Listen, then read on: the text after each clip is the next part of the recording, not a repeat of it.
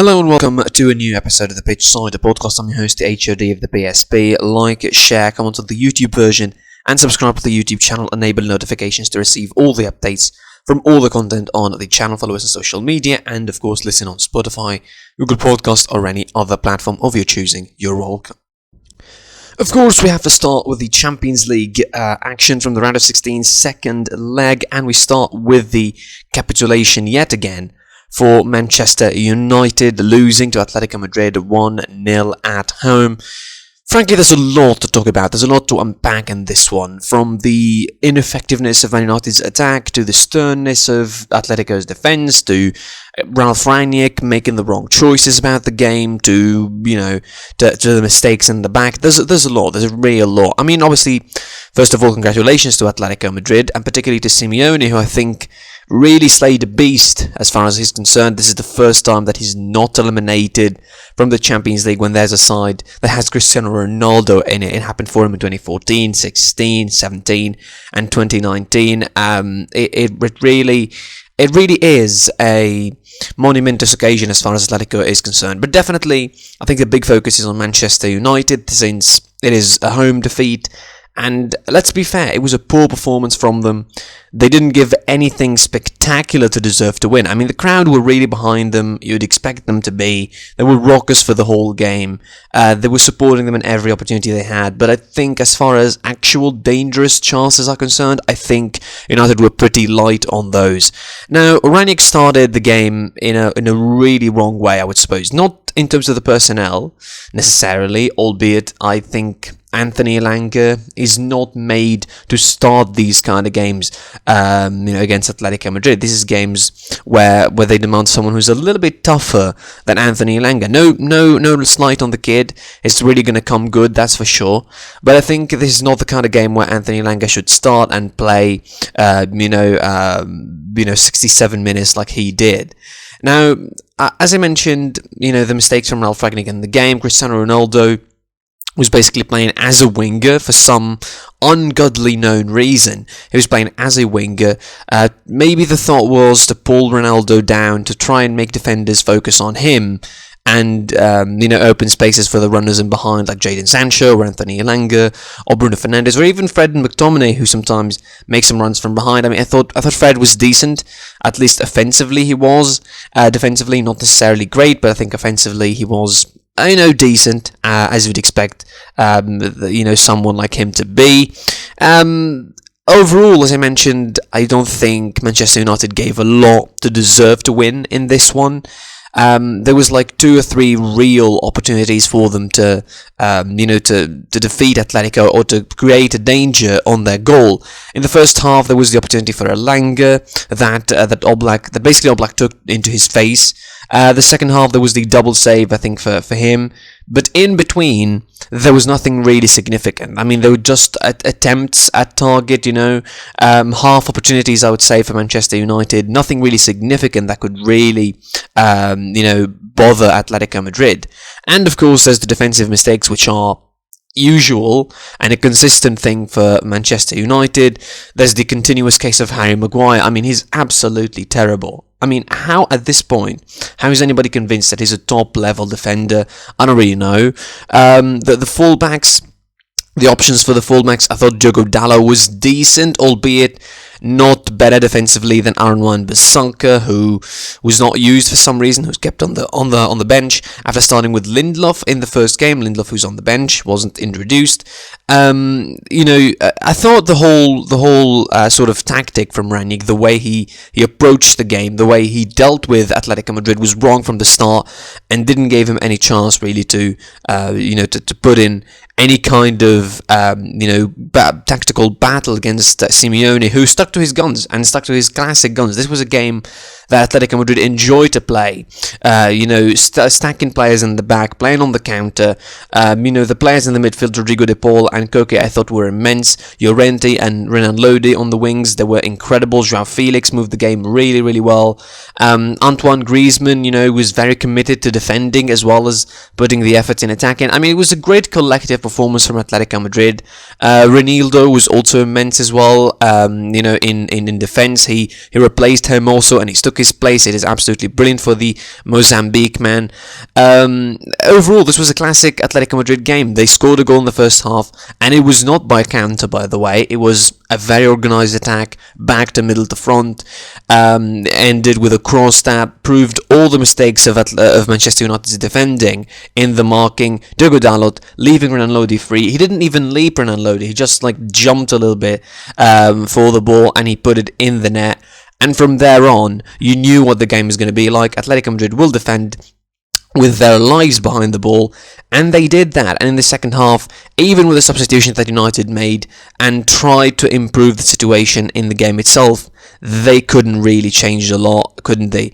They didn't alter the game's momentum. They didn't alter the game's direction. It didn't affect anything significant in the game.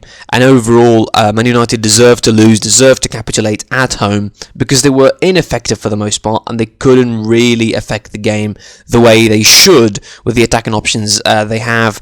The late use of Cavani in this game was, I think, a crime, in my opinion. He should have been used earlier. Paul Pogba probably should have started the game. Someone like him who could hold the ball through in attack is someone that is always needed, I think. And, some of the decisions that Rangnick made in the game tactically and as far as, style of play were absolutely wrong and misjudged.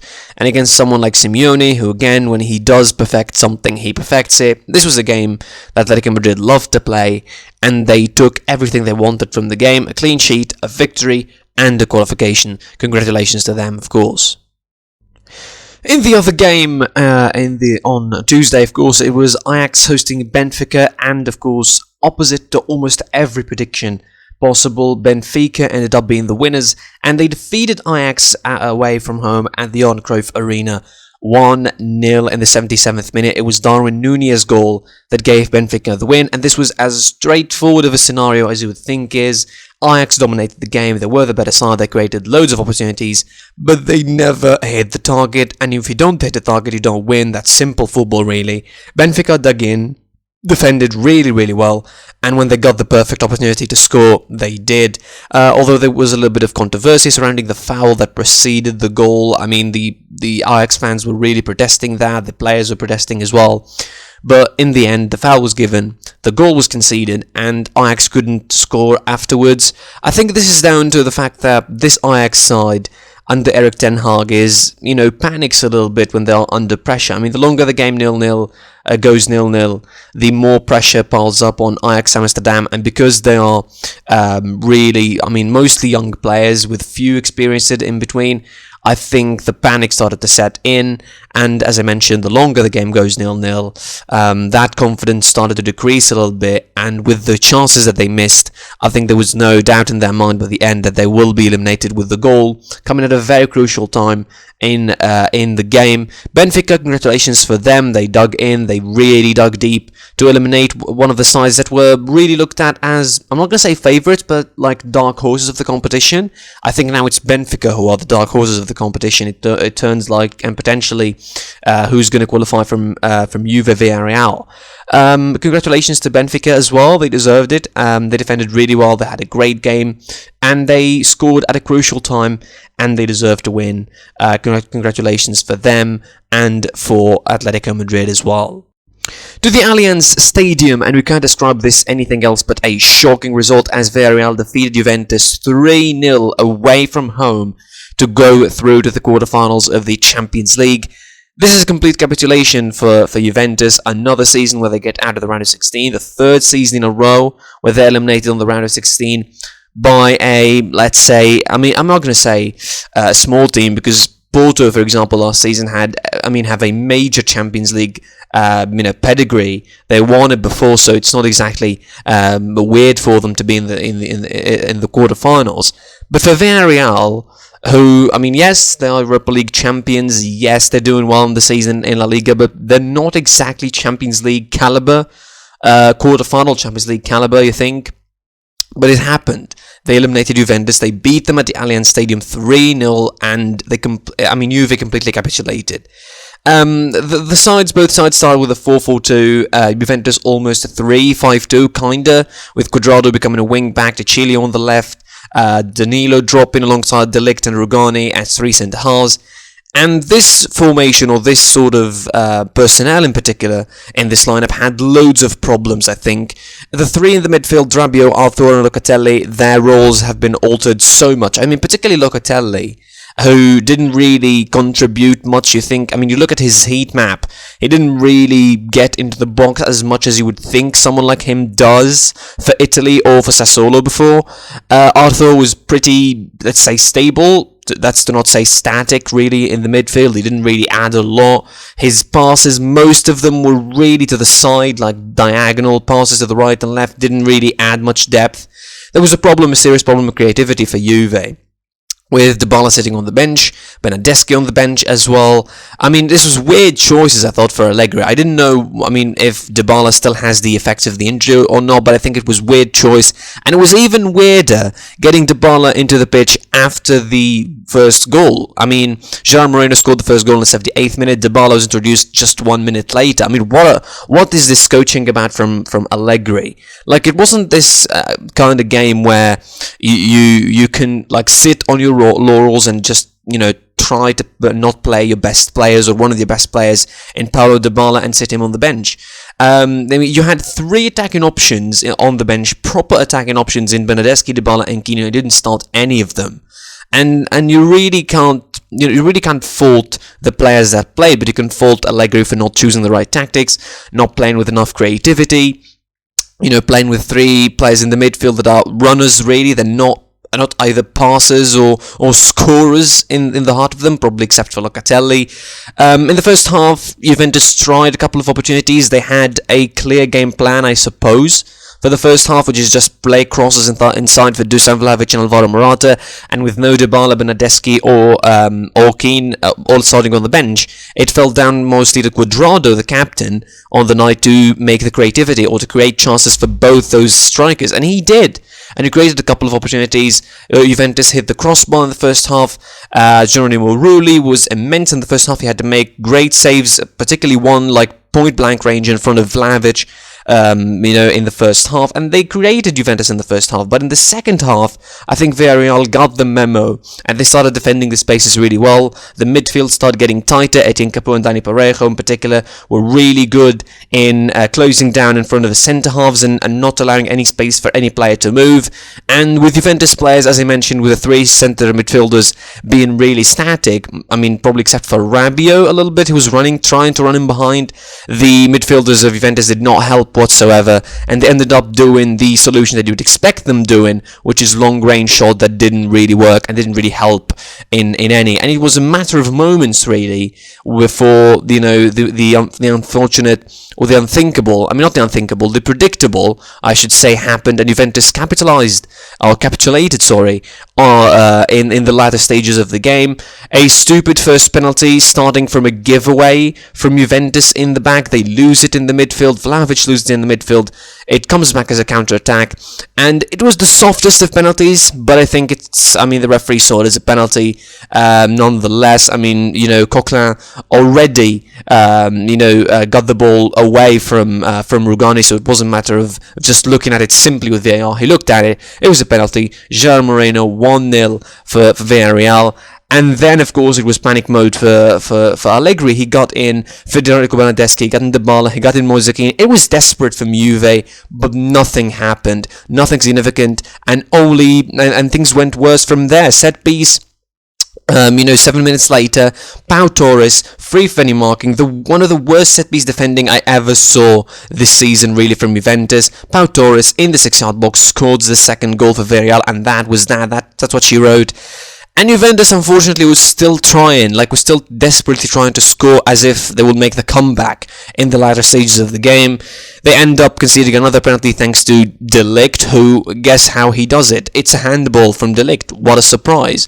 The third goal from Arnaud Danjuma, and that was that. That's what she wrote for Juve. They're out of the Champions League. And I think we should talk about Juventus in the same vein, I suppose, that we talk about the PSG failures in Europe, because they're the same thing. They're both projects, and think in terms of their domestic football, they're trying to be franchises. They dominated their football for a long time in the last decade or so. And I think, particularly in the last 4 years, it has been very, very ridiculous for Juventus, including 3 years with Cristiano Ronaldo, and now this is the 4th year in a row where you think Juventus should get through the team that they face in the round of 16, but it is not. Villareal, congratulations to them. They played better than them over the 2 legs, I suppose. They played the game that they should play in Italy, and they definitely got the deserved win. I don't think that Juventus can blame anybody else other than Massimiliano Allegri on that. Congratulations to Villareal. And rounding off the last 8 was Chelsea, of course. It was no surprise in that Chelsea defeated Lille 2-1 away from home. Of course, it was a great week for the away sides this week in the Champions League. Benfica won, on Tuesday, as well. Benfica won on Tuesday. Chelsea winning here, Villareal winning here. It was a really good week as far as the away sides. Atletico Madrid won against Manchester United, and Chelsea rounded it up by beating Lille 2-1. It was a pretty nervous game in a way. Lille had a great first half, in my opinion. They rounded up with a great with a goal from Burak Yilmaz from the penalty spot in the 38 minutes. But I think the timing of the equaliser for Chelsea was absolutely crucial. Right on the stroke of half-time from Christian Pulisic made the game much more comfortable in the second half and out of the reach of Lille. And it was only a matter of time really before Chelsea scored the second, and it came from Cesar Azpilicueta. Great victory for Chelsea, great momentum booster, not just for the Champions League, but for the rest of the league campaign. Although they have nothing to play for now, they just need to secure the 3rd spot in the league and stay in the safe zone, not to lose their spot, to cut the teams coming from behind, to the Arsenals, to Spurs, and all of that. So a good victory, an important one. Although, as I mentioned, Lille played a good game. They had numerous opportunities to score. Mendy come in with some good saves as well. But the victory for Chelsea was deserved for their fans, who are really feeling some bad times at the moment, for the club itself, who is going through some tough period now, and of course for Thomas Tuchel, the man who's leading the club at the moment with great spirit. I mean, his press conferences now are almost quotable. Each of them is quotable now, and you can wait and expect a really important quote to come out of Thomas Tuchel in any press conference. He's really driving the team spirit-wise, I think, through the competition. A great victory again, expected, predictable. It was a bit nervous in parts in both legs, but I think Chelsea deserved overall, of course, to win. They were always favourites, and there was no real worry about Chelsea getting knocked out against Lille. So that rounds the last 8. Now we have, of course, the last 8 that qualified: Bayern Munich, Real Madrid, Man City, Liverpool, Chelsea, Atletico Madrid, Benfica, and Villareal. The draw is going to be made, of course, on Friday, and hopefully I make a reaction video specifically for that draw after the podcast episode on tomorrow, hopefully. Continuing in Europe, of course, and on Thursday it will be the second leg of the round of 16 of the Europa League. Of course, one game is not going to be played in this round, which is Spartak Moscow versus Leipzig. This game was awarded, of course, because of the sanctions and all of that, to Leipzig, and so they get a buy-in into the quarterfinal, which is, I think, good for them, because it spares them the trouble of travelling and the extra exhaustion from those 2 games. Monaco play against Sporting Braga after a victory in the first leg, 1-0 for them away from home. It's a big game for Monaco to get through in the European competition.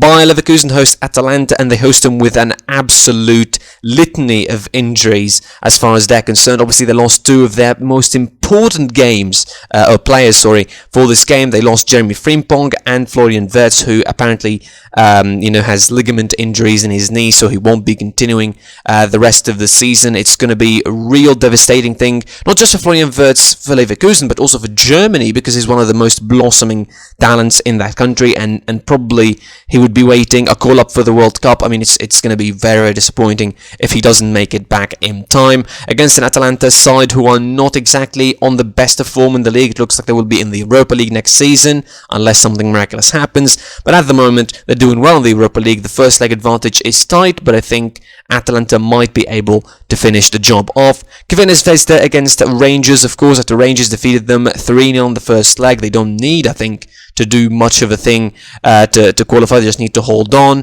Galatasaray hosting Barcelona in probably the tightest of the games after a 0-0 draw at the Camp Nou. We will see what pressure Galatasaray will put on Barcelona, and expect them to really put some pressure. The fans would expect the fans to have a great tifo and expect some absolutely hostile atmosphere from the Turkish side. Eintracht Frankfurt host Real Betis after beating them in the first leg away in Spain.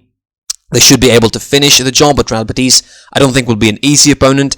But again, I think Frankfurt are in a really good seat to qualify to the next round. Lyon versus Porto. Lyon with another away win, of course, 1-0 as well in Portugal. And West Ham hosting Sevilla after a tight Sevilla win, 1-0 in the first leg. West Ham will try their best to get back at the title, the record holders for this competition, of course, and try to mount a great comeback at the London Stadium.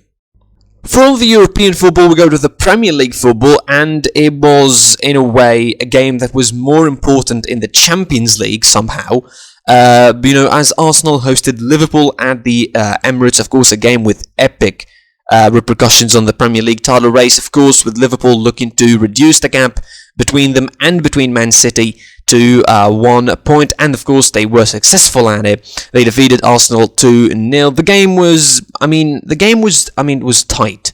Let's put it this way. It was tight. It was really tight. The first half in particular, Liverpool tried to make a early surge in the first half. They tried to start really strong in the first 5 or 10 minutes or so. They tried to score as early as they can, make this game comfortable, but they were not able to. They didn't find much of a space to play into. Arsenal were really, really good in terms of placing themselves on the pitch, closing down, playing the ball well from the back, not losing it too much. And I think they mostly played down the right-hand side of Liverpool's defence. Gabriel Martinelli had some great opportunities, I think, overall in the game against Trent Alexander-Arnold, who still has problems defending behind him, leaving spaces. For the players, you're losing a lot of one-on-ones against Martinelli. But the first half ended up 0-0. It wasn't a great first half to watch, but the second half also was really, really good.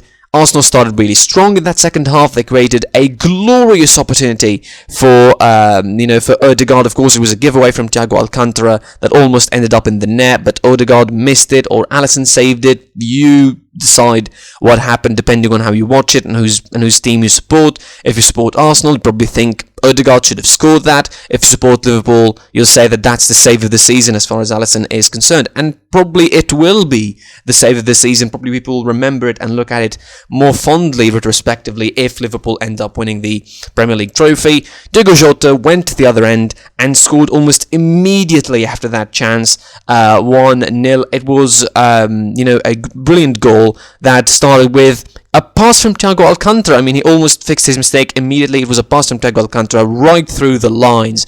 It erased like 4 or 5 Arsenal players, and Diogo Jota, brilliantly, the runner that he is, of course, he scored in a game where they didn't start with Mo Salah after the knock they picked up against Brighton. I mean, they worried about him, rightfully so, and amongst all the talks about his contract, I think they don't need to add more problems about him.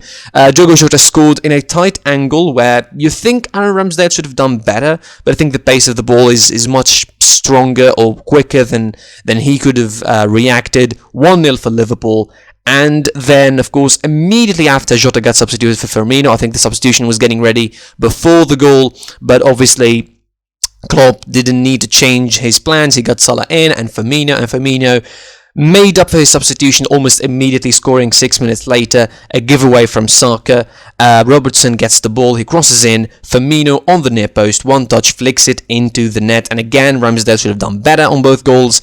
2-0 for Liverpool, and pretty much that was that for the rest of the game. Arsenal tried in the last 10 minutes in particular to really get on Liverpool and try to win some balls and try to make things better, I think, in front of their fans at the very least, but they couldn't do that. It was 2-0 the final result. Liverpool get the job done. The mission is accomplished. They're now 1 point behind City, and the race is properly on for them, of course, with 29 games. They both played the same amount now. And if City lose it, it's I think Liverpool who wins it. Liverpool know this. It's a simple mathematics. They win all of their games. They win the league. It's as simple as that for Liverpool.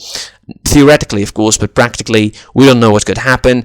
Elsewhere, Tottenham, capitalised on the Arsenal loss by beating Brighton 2-0. Of course, Harry Kane and Christian Romero were on the score sheet for this one, and it was a much better game from Tottenham, although Brighton had their real periods of brilliance in the start of the second half in particular. They really were strong, but Tottenham managed to score the second goal in the same period early on in the second half to seal the deal and get the crucial 3 points after the loss against Manchester United and keep themselves in contention for that fourth position. Now they're 3 points of Arsenal, 2 off United, and of course equal on points with West Ham, despite with having of course 1 match less than West Ham. So it is on in the Premier League. The title race is on, and it's absolutely a brilliant time to be a Premier League fan, to be a Liverpool fan probably, because you feel the excitement in your veins at the moment in each game, and of course all the eyes are going to be focused on that title race because it's pretty much the hottest title race in Europe at the moment, as well as Serie A. Of course, a bit of respect for that 3-horse race between Inter, Milan and Napoli. That's it of course for the episode. Like, share and subscribe. Of course, comment on the YouTube version, subscribe to the YouTube channel, enable notifications to receive all the updates from all the episodes of the podcast. Hopefully tomorrow we'll do the weekend preview, and follow us on social media as well as listening on any other podcast listening platform. Again, like, share and subscribe. I was your boy, the HOD of the PSP, and until next time, I'll see you soon. Take care and goodbye. Behind closed doors, I'm a fool for your love.